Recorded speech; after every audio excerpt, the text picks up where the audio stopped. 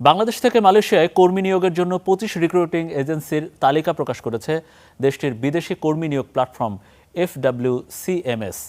এজেন্সির তালিকা প্রকাশিত হলেও ঠিক কী প্রক্রিয়ায় বাংলাদেশ থেকে কর্মী পাঠানো হবে, কবে থেকে শুরু হবে এবং এই এজেন্সিগুলোই বা কীভাবে নির্বাচিত হলো সেটি এখনও স্পষ্ট করেনি মালয়েশিয়া। 2015 সালে মালয়েশিয়ার বাছাই করা 10টি বাংলাদেশি রিক্রুটিং এজেন্সি কর্মী পাঠানোর কাজ পায়, যারা সিন্ডিকেট নামে পরিচিত ছিল। এরপর 2022 সালে 25 এজেন্সি কাজ পায় মালয়েশিয়ায় জনশক্তি রপ্তানির, যার 5টি ছিল তৎকালীন মন্ত্রী এমপিদের প্রতিষ্ঠান। বাকিগুলো ছিল আওয়ামী লীগ নেতা বা তাদের ঘনিষ্ঠদের এজেন্সি। পরবর্তীতে রিক্রুটিং এজেন্সির এই তালিকায় গিয়ে দাঁড়ায় 101টিতে।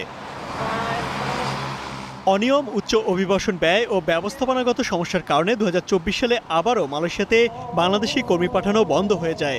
বর্তমান সরকার ক্ষমতায় আসার পর প্রধানমন্ত্রী তারেক রহমানের মালয়েশিয়া সফরের পর নতুন করে শুরু হয় দেশটিতে জনশক্তি রপ্তানির কার্যক্রম, যার ধারাবাহিকতায় শুক্রবার দেশটির বিদেশি কর্মী নিয়োগ প্ল্যাটফর্ম FWCMS প্রকাশ করে বাংলাদেশের 25টি রিক্রুটিং এজেন্সির তালিকা।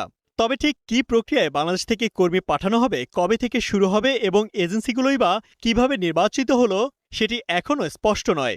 সংশ্লিষ্টরা মনে করছেন শীঘ্রই সে বিষয়ে দিক নির্দেশনা দেবে মালয়েশিয়া সরকার। আবারও স্বল্প সংখ্যক রিক্রুটিং এজেন্সিকে তালিকাভুক্ত করার ফলে অভিবাসন খরচ বেড়ে যাওয়ার আশঙ্কা করছেন অভিবাসী বিশেষজ্ঞরা। নানান মানুষের সুবিধা, নানান ব্যবসায়ীর অসাধু চিন্তা, নানান প্রভাবশালী ব্যক্তিবর্গের সংশ্লিষ্টতা এই ব্যবসার ব্যয় বাড়িয়ে দিবে এবং আমাদের সাধারণ শ্রমের আকাঙ্ক্ষায় যারা উন্মুখ হয়ে আছেন বিভিন্ন জায়গা থেকে তারা ক্ষতিগ্রস্ত হবেন। সুতরাং সরকারের কাছে অনুরোধ হবে সরকার যেন এটি অত্যন্ত গভীরভাবে বিবেচনায় নেন। সরকারি অনুমোদন পাওয়া সব রিক্রুটিং এজেন্সিকে মালয়েশিয়া জনশক্তি পাঠানোর অনুমোদন দেওয়ার দাবি এ খাতের সঙ্গে সংশ্লিষ্টদের। Imtiaz Ahmed, star news, Dhaka.